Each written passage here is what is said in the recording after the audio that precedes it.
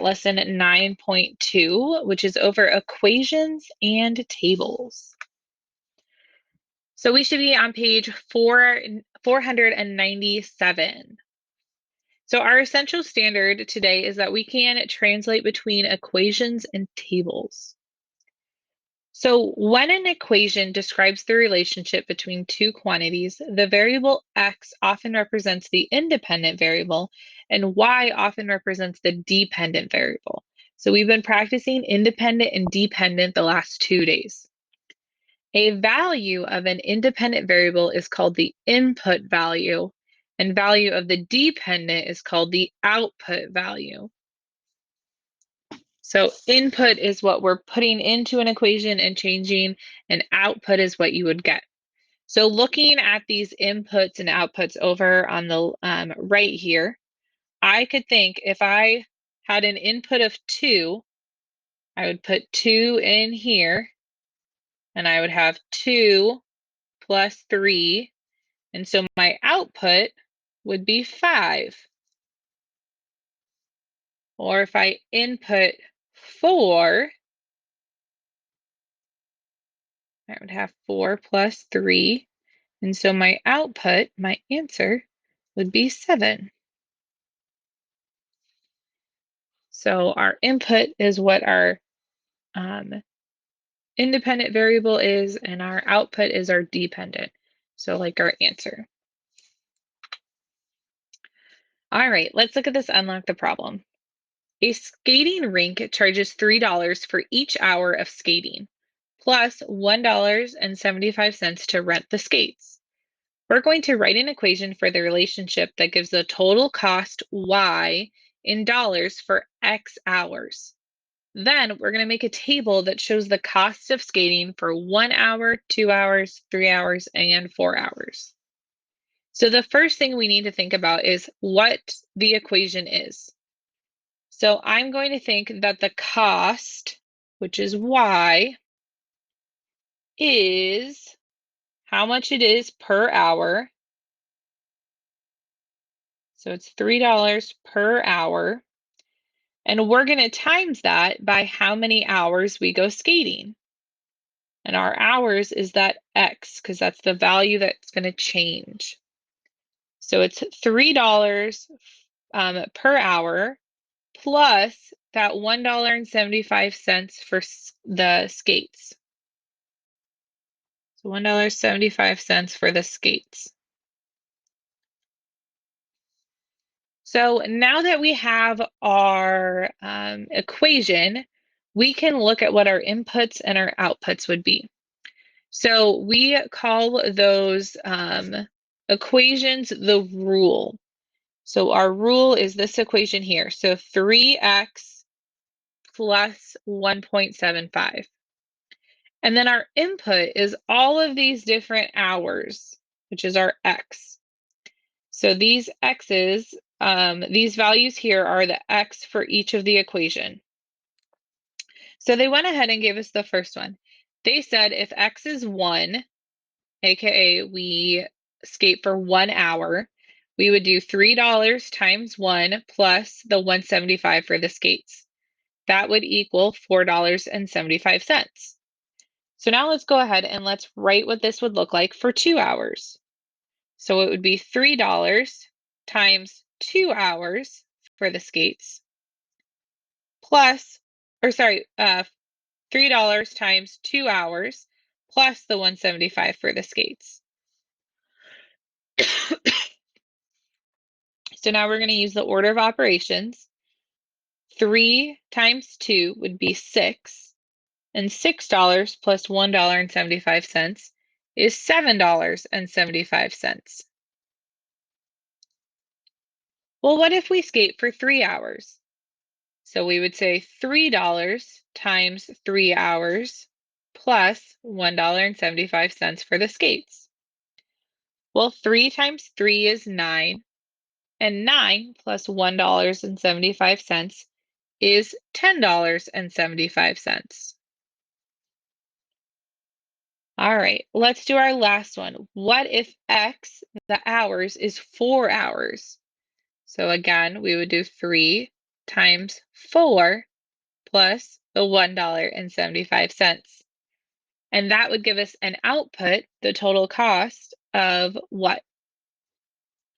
So 3 times 4 is 12, plus 175 is 1375. So we can use these equations to use rules and make those input-output charts. All right, let's try another one. So this is page 498. Jamal downloads songs on his MP3 player. The table shows shows the time it takes to download a song depends on the song's file size. So bigger files will take longer and shorter files will take shorter time. Write an equation for the relationship shown in the table. Then use the equation to find how many seconds it takes Jamal to download a song with a file size of 7 megabytes.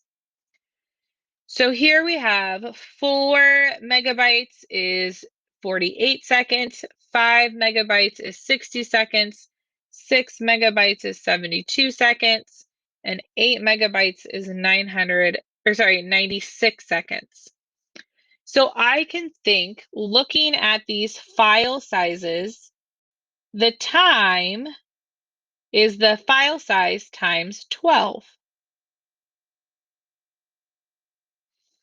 And they show this down here. We can see that 48 is 12 times 4, 60 is 12 times 5, 72 is 12 times 6, and 98 is 12 times 8.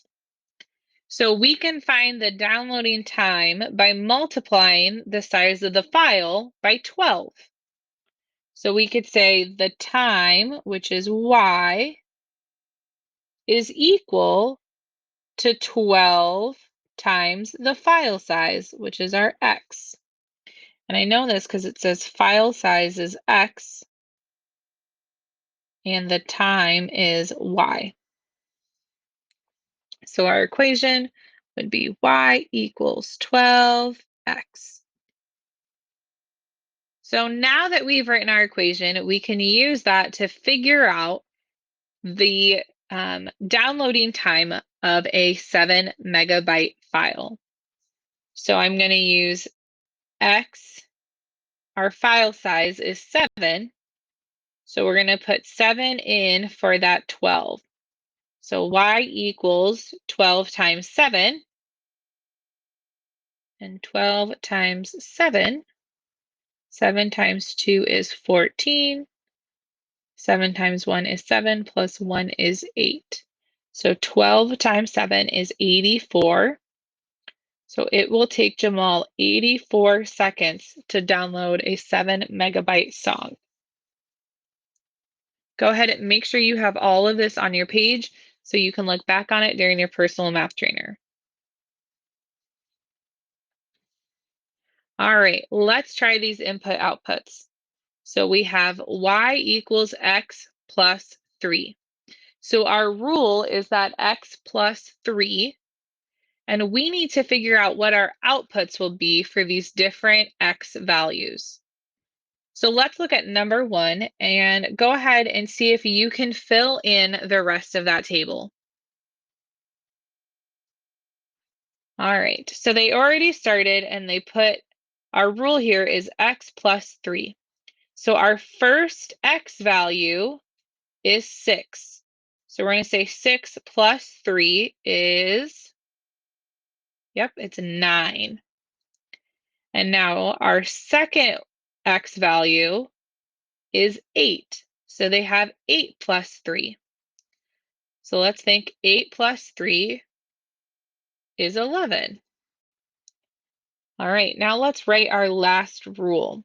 So we're going to take our rule, x plus 3, and we're going to use our last x value, which is 10. So we would write it as 10 plus 3, and that equals 13. All right, go ahead and look at number 2 and see if you can find the 3 values for our outputs. Our equation is y equals 2 times x plus 1. All right, let's go ahead and try this. So I'm going to put 2 times x, and our x for this first one is 4.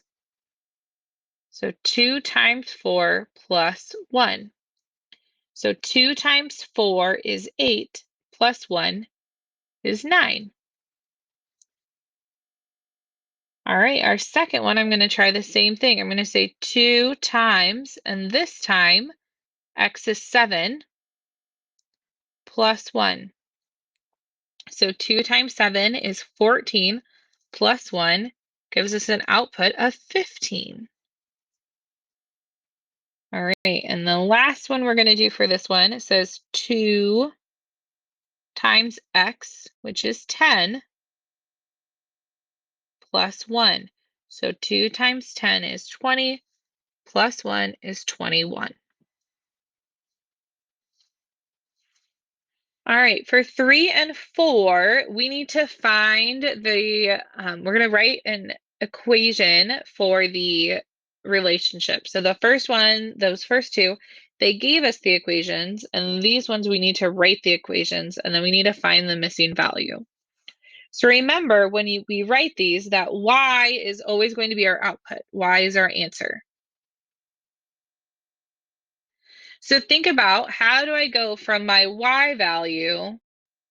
How do I get here from here? What do I have to do to my x to get the y? So go ahead, start with 3. Try and figure out what our equation would be. All right, so I look at 8. And I think to get from 8 to 16, I have to times it by 2. Well, let's check for this one. To go from 9 to 18, I can also times that by 2. And to go from 11 to 22, I can also times that by 2. So to get from x to y, we need to do x times 2. So we would have y equals x times 2, or 2x. So then we can apply this to our very last value, our unknown right here. So I'm going to think, if I have y equals 2x and x is 10, I would have y equals 2 times 10, and 2 times 10 is 20. So y equals 20. So that unknown value would be 20. All right, go ahead, look at number 4. And we need to figure out, how do I go from x to y?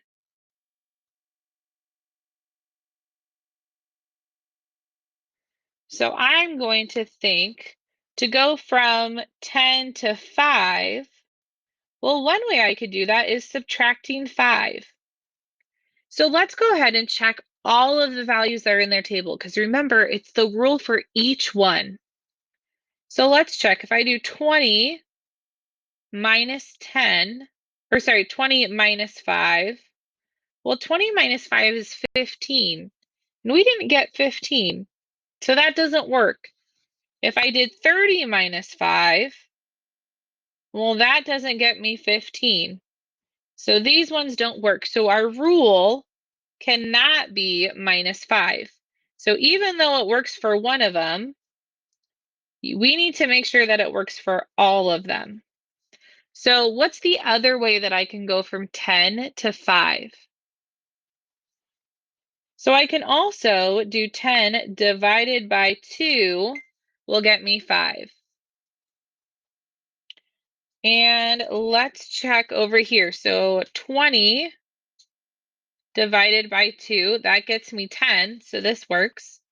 30 divided by 2 also gets me 15. So that rule can apply to every single one of those input-output sets. So make sure when we do these, we need to check to make sure they work for every single one. So I can say x divided by 2 equals y.